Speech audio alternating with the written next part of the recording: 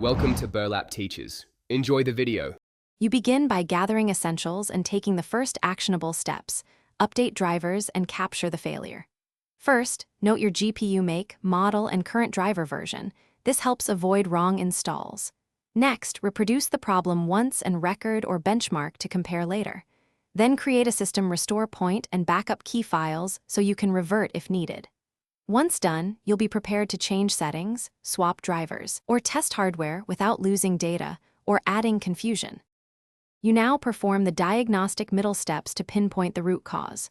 Start with a clean driver uninstall using a tool like the, then install the targeted stable driver.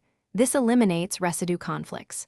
Adjust display settings, refresh rate, resolution, color depth, VSync, and test after each change to see effects. Run stress tests and RAM checks to separate hardware faults from software bugs. Make sure to document results and proceed one change at a time so you can trace which action produced improvement.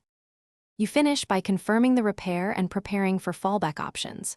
First, rerun your benchmark and visual tests and compare them to the baseline you recorded. Consistent improvement means success. If problems persist, try component swaps, different GPU, cable, or monitor, or test the card in another system to isolate hardware defects. Make sure BIOS/UEFI and chipset drivers are current. If everything fails, use the restore point and saved driver installer to return to a known state. Then escalate to warranty or expert repair.